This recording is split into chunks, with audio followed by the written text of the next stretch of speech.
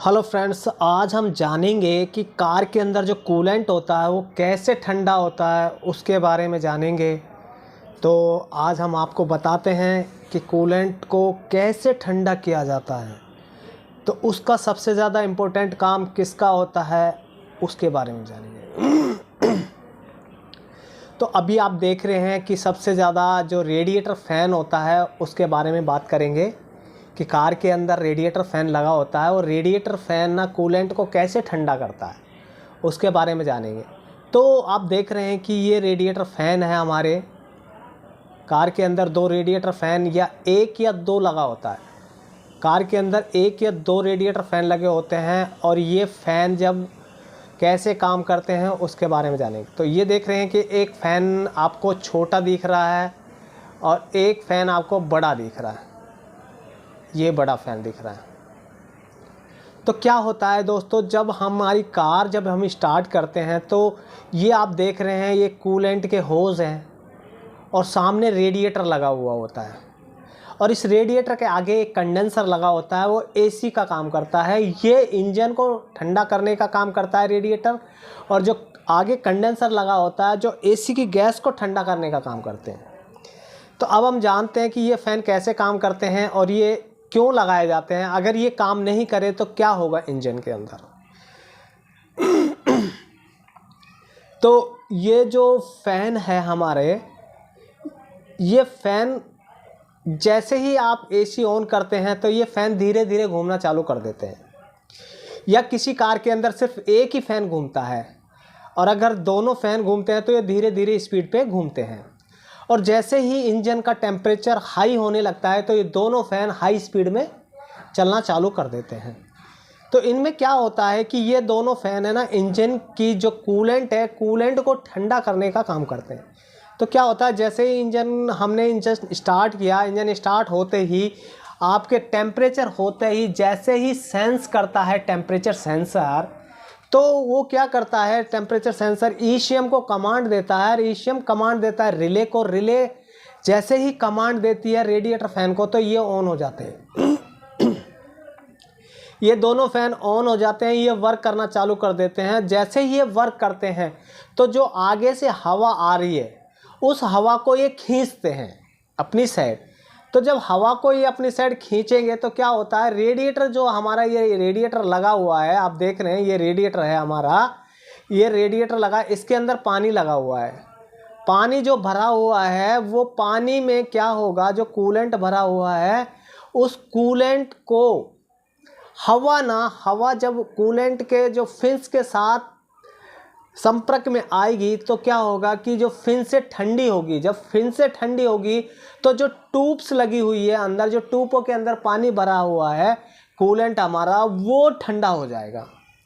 और जब वो ठंडा हो जाएगा तो क्या होगा कि हमारा इंजन ठंडा चलेगा। अगर ये प्रॉपर तरीके से नहीं काम कर रहे हों या एक फ़ैन काम करना बंद कर दे तो क्या होगा कि आपका रेडिएटर पूरा पर तरीके से ठंडा नहीं हो पाएगा। जब रेडिएटर प्रॉपर तरीके से ठंडा नहीं होगा तो क्या होगा कि जो कूलेंट उस पाइपों में चल रहा है ट्यूबों के अंदर, तो वो ठंडा नहीं हो पाएगी।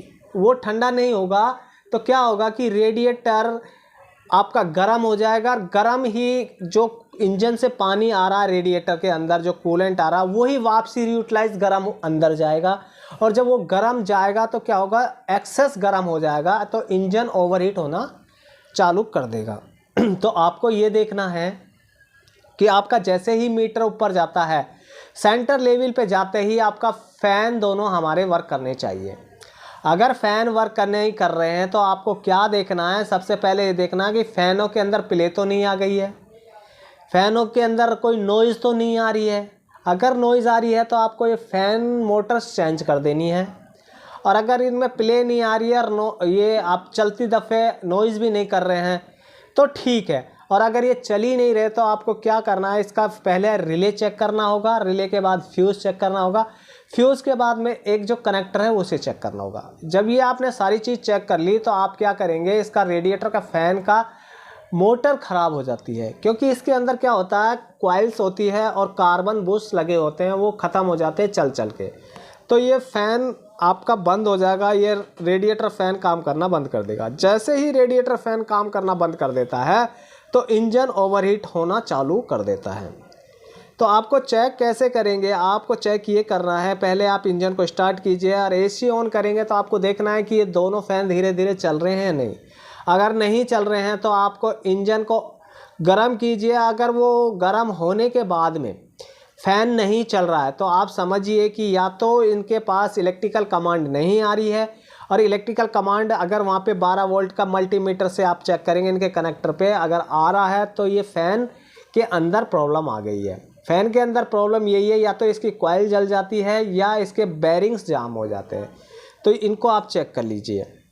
तो आपने देखा कि अगर फ़ैन मोटर नहीं चलेगी तो आपका क्या होगा कि इंजन गर्म होना चालू कर देगा। सबसे ज़्यादा इम्पोर्टेंट काम इन्हीं फ़ैन मोटर का होता है। अगर ये फ़ैन आगे से हवा को प्रॉपर तरीके से अपनी साइड नहीं खींचेगी, और वो खींचेगी नहीं तो क्या होगा, रेडिएटर के अंदर हवा का क्षेत्रफल नहीं बनेगा और इसकी फिन से ठंडी नहीं हो पाएगी, और फिन से ठंडी नहीं होने से इसके अंदर जो ट्यूब के अंदर कूलेंट भरा है वो गर्म रहेगा, और जब वो गर्म ही यूटिलाइज होता रहेगा इंजन के अंदर, इनपुट आउटपुट होता रहेगा, तो इंजन ओवरहीट होना चालू कर देगा। और इंजन ओवरहीट होगा तो क्या होगा कि आपका इंजन का हेड गैस्केट फट जाएगा। तो ये हमने देखा कि रेडिएटर फ़ैन लगा होता है। रेडिएटर फ़ैन का सबसे ज़्यादा इम्पोर्टेंट काम होता है टेम्परेचर सेंसर, टेम्परेचर के अंदर इंजन जो ओवरहीटिंग होती है। अगली वीडियो में हम जानेंगे कि पूरा कूलिंग सिस्टम कैसे काम करता है, कैसे घूमता है, और कैसे कैसे कौन कौन से पार्ट्स होते हैं, उनके बारे में हम अगली वीडियो में प्रॉपर तरीके से बात करेंगे। तो आपने देखा कि हमने रेडिएटर फ़ैन के बारे में बात की। रेडिएटर फ़ैन के अंदर 2 कपलर्स होते हैं, वो कपलरों के अंदर कई बार क्या होता है, रस्टिंग आ जाती है तो फ़ैन नहीं घूमता, वो भी एक कारण है। अगर आपकी फ़ैन रिले ख़राब हो गई है तो भी ये फ़ैन मोटर नहीं काम करेगा। अगर ये आपका टेम्परेचर सेंसर, जो टेम्परेचर सेंसर आपका थर्मोस्टेट वाल के ऊपर लगा हुआ है, अगर वो कमांड नहीं देगा ECM को तो भी ये फ़ैन मोटर नहीं काम करेगी। तो अब हम अगली वीडियो के अंदर देखते हैं कि पूरा AC सिस्टम के अंदर वायरिंग कैसे काम करती है, फ़ैन मोटर कैसे काम करता है, रेडिएटर फ़ैन कैसे काम करता है, उसके बारे में अगली वीडियो के अंदर हम जानेंगे। Thank you.